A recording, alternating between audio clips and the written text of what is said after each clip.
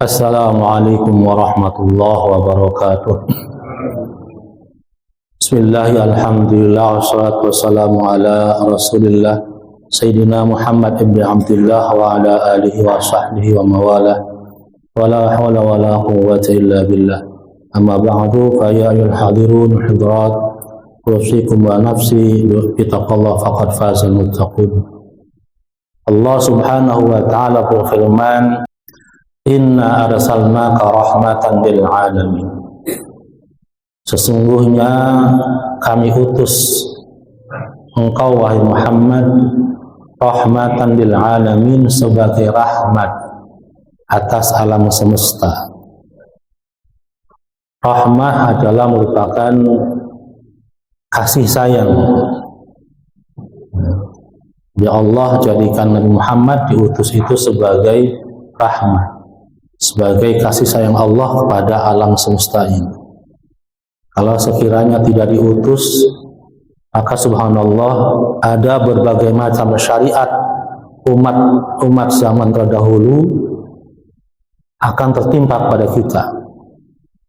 Contohnya umat Nabi Musa, ketika bajunya terkena najis, maka harus dipotong yang kena najisnya itu, gunting, buah. Kemudian umat Nabi Musa ketika dia ingin bertobat dari dosanya, faqtulu anfusakum dzalikum khairul lakum inda barikum. Ketika ingin tobat, maka tobatnya harus bunuh diri sendiri. Dan berbagai macam syariat-syariat yang lain yang memberatkan. Kemudian Allah utus Rasulullah sebagai rahmat. Ada yang melanjutkan syariat yang terdahulu, ada juga yang menghapus syariat-syariat yang terdahulu. Kemudian diajarkan oleh Allah dalam Al-Quran doanya, Rabbana la tu'akhirna in nasina aw akhtana, Rabbana wa la tahmil 'alaina isran kama hamaltahu alladziina min qablina. Ya Allah, jangan kau azab kami, jangan kau siksa kami apa-apa yang kami lakukan dengan kesalahan, dan jangan bebankan kepada kami syariat-syariat orang-orang terdahulu yang tidak kami sanggup menanggung. Maka betul di situ adalah inna arsalnaka rahmatan lil alamin.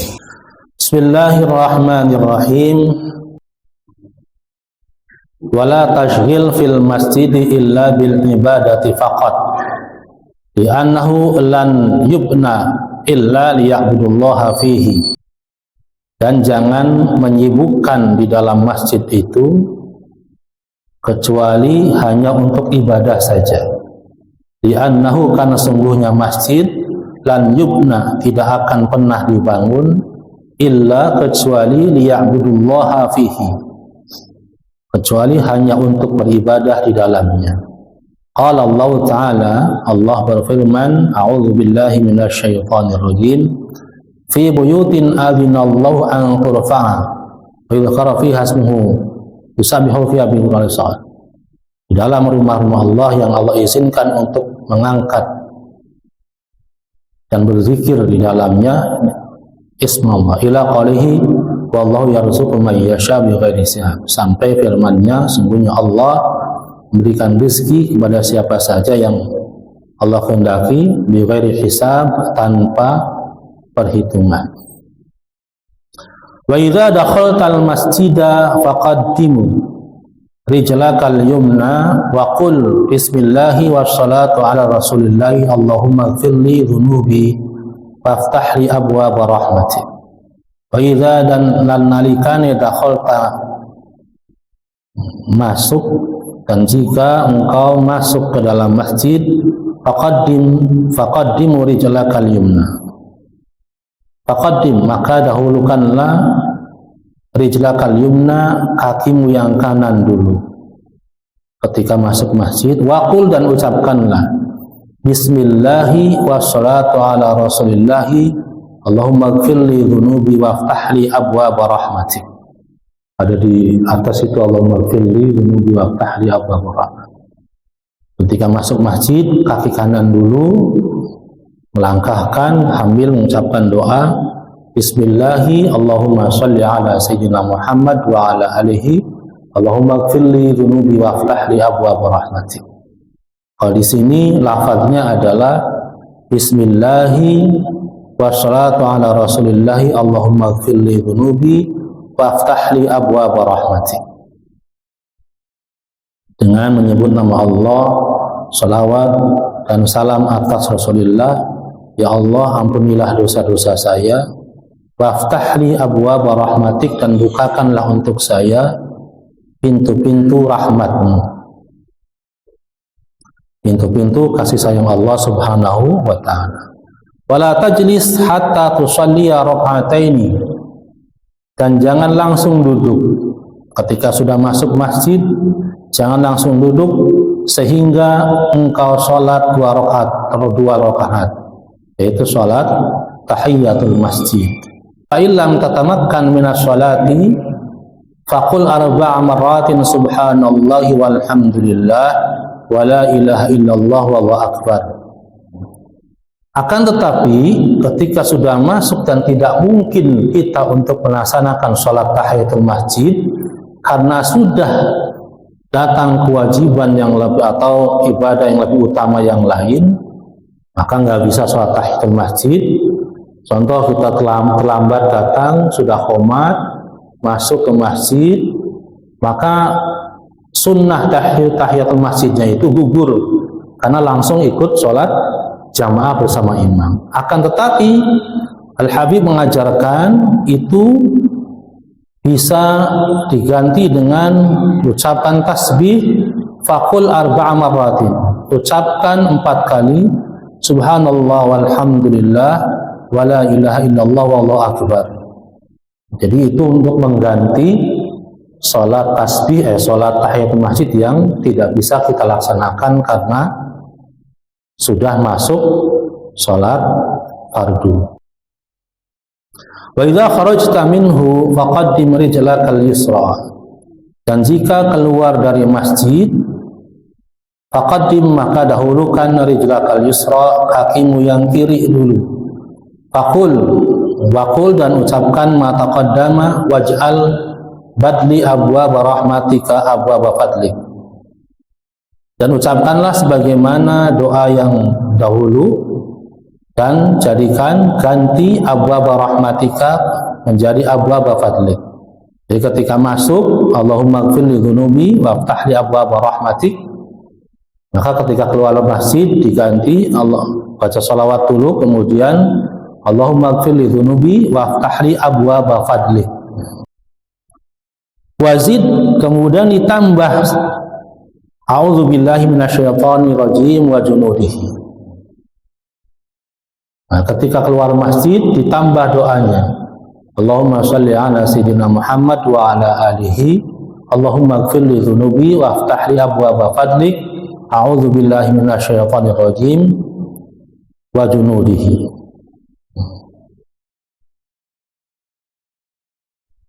Tambahannya seperti itu. Aku berlindung padamu ya Allah dari syaitan yang terkutuk dan bala tentaranya.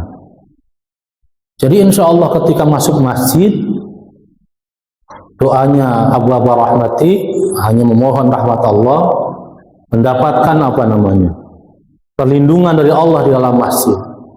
Setan ada, tapi tidak begitu banyak bisa mengganggu orang-orang yang sedang dalam i'tikaf dalam masjid. Maka ketika keluar, Habib As-Sayyid mengajarkan baca doanya Allahumma ighfirli dzunubi waftah li abwaab fadlik, itu ditambah dengan a'udzubillahi minasyaitonir rajim wa junuduhu. Aku berlindung padamu ya Allah dari syaitan yang terkutuk dan prajurit-prajuritnya. Karena ketika keluar masjid, subhanallah, syaitannya banyak sekali. Maka diwajibkan berlindung dari syaitan dan bala tentaranya. Luar biasa, godaannya, setannya banyak sekali. Maka dengan mengucapkan doa tersebut, insya Allah kita semua dalam himayah Allah, dalam lindungan Allah subhanahu wa ta'ala.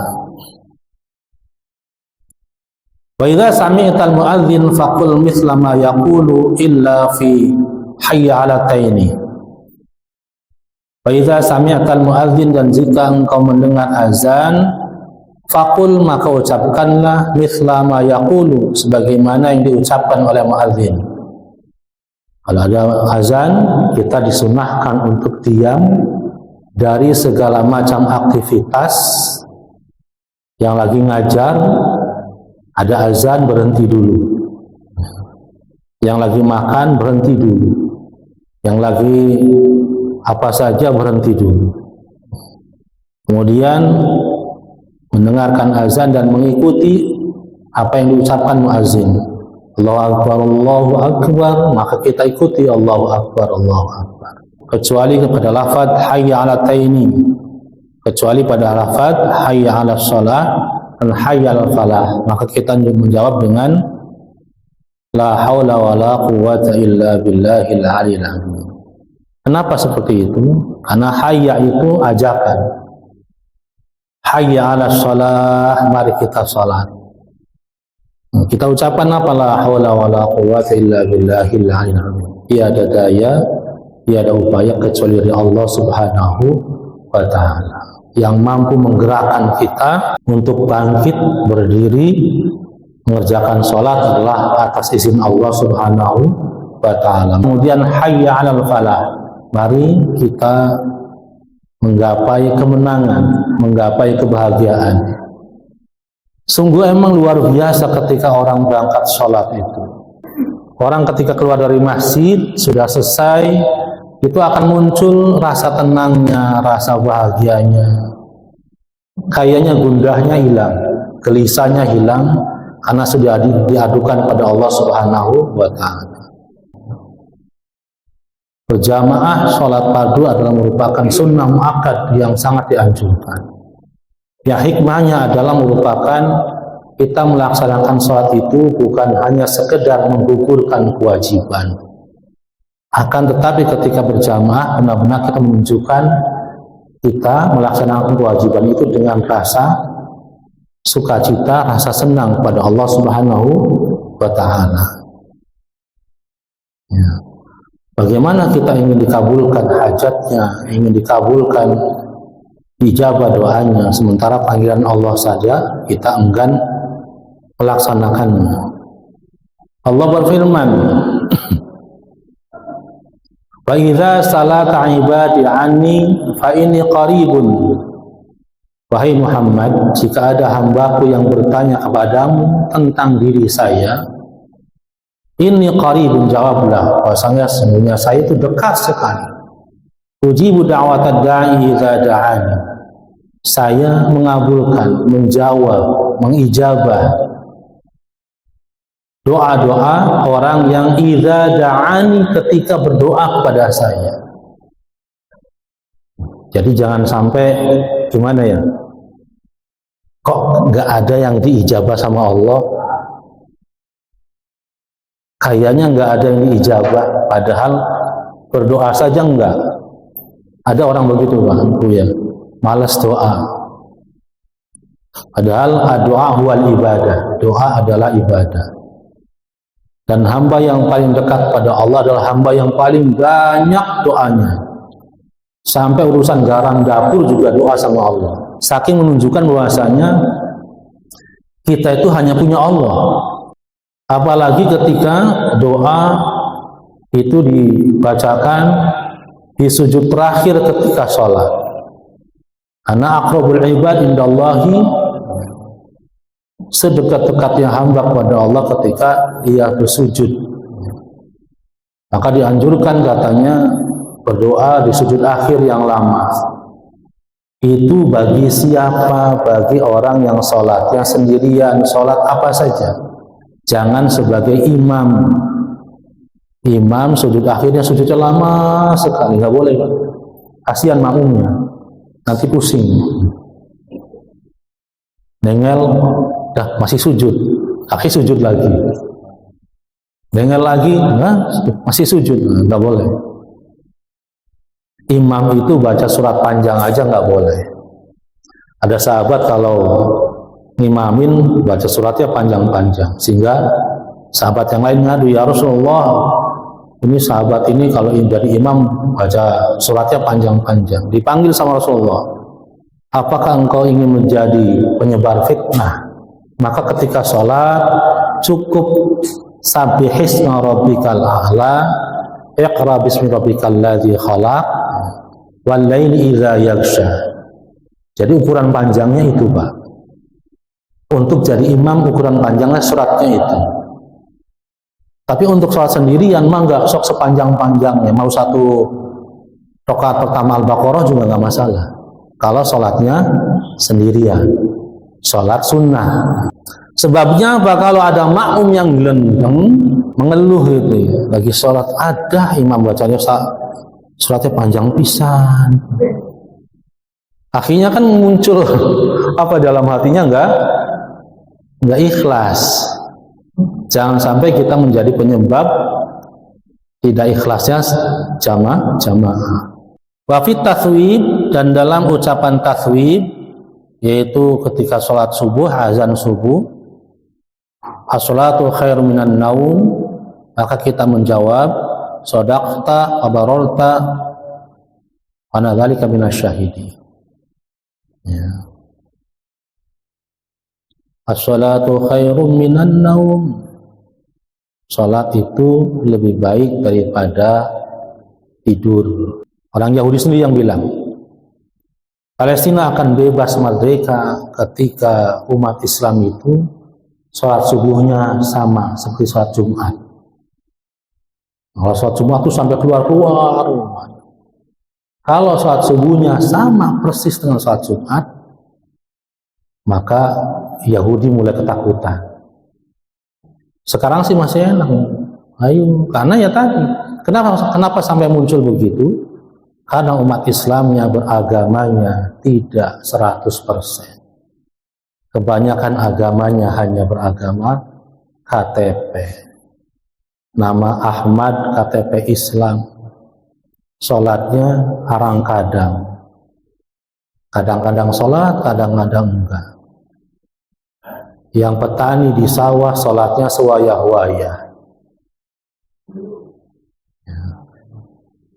Yang pegawai sholatnya, apalagi bengkel, tanggung, tangannya kotor, banyak olinya, ntar aja sholatnya lah. Lalu mau bagaimana Islam akan jaya? Palestina akan merdeka, jamaahnya saja subuhnya luar biasa. Di sini alhamdulillah bisa 2 shaf. Di pelosok sana ya dia azan, ya qomat, ya imam. Waladhdallin, jawab sendiri amin. Karena nggak ada makmumnya. Ada lagi orang, saya puasa Pak, saya zakat, tapi saya nggak sholat. Ya salah juga. Kata Rasulullah, sholat yang paling berat dilaksanakan orang munafik adalah sholat isya dan sholat subuh berjamaah. Kalau dewek-dewek mah bisa aja Pak, sholat isya nanti jam 8 sendiri aja. Tapi paling berat bagi orang munafik adalah sholat isya dan subuh berjamaah. Itu orang munafik berat sekali. Kalau sholat sendirian sih gampang, tapi berjamaah itu.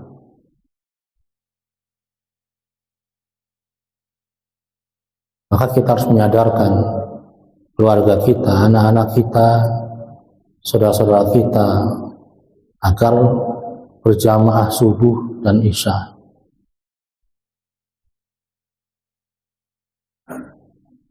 Fa idza faraghta min jawabi fasalli ala Nabi sallallahu alaihi wasallam. Maka ketika selesai menjawab azan, maka bacakanlah salawat kepada Nabi Muhammad sallallahu alaihi wasallam. Tsumma qul, dan ucapkanlah doa, Allahumma rabb hadhihi da'wati tammah wa shalatil qa'imah. Ati Muhammadanil wasilah wal fadilah wa ba'athu maqaman mahmudan alladhi wa'adta innaka la tukhliful mi'ad.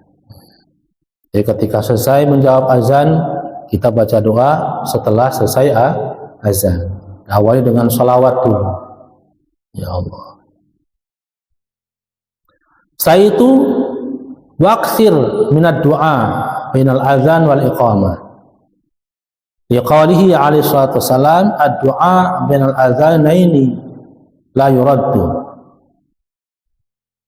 Dan perbanyaklah membaca doa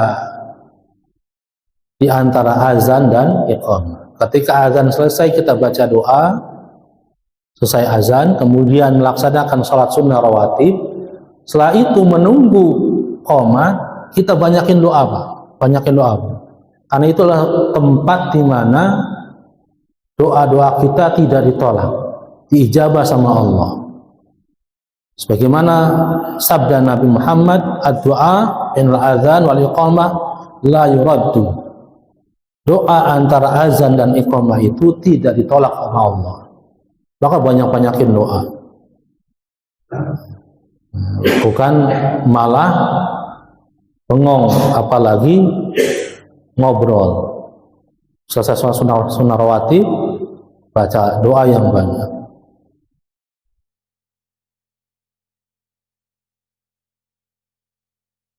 Pamnya du'ai al-warid fi hadzal waqti, Allahumma inni as'aluka al-afiyah fid dunya wal akhirah. Wa qad warada al-hath fi sunnati ala hadha ad-du'a fi ghairi hadzal waqti fa 'alaika bihi fa innahu min ajma'il adiyati wa afdaliha. Dan dari sebagian doa yang disebutkan dalam hadis fi hadzal waqti, dalam waktu tersebut, waktu antara azan dan iqamah, adalah doa Allahumma inni as'alukal afiyata fid dunya wal akhirah. Itu doanya. Perbanyak setelah doa-doa yang kita ingin diijabah sama Allah kita ucapkan, doa-doa yang kita ingin sampaikan kepada Allah, doa-doa yang luar biasa, hajatnya kita butuh segera diijabah. Setelah dibaca itu baru baca doa ini.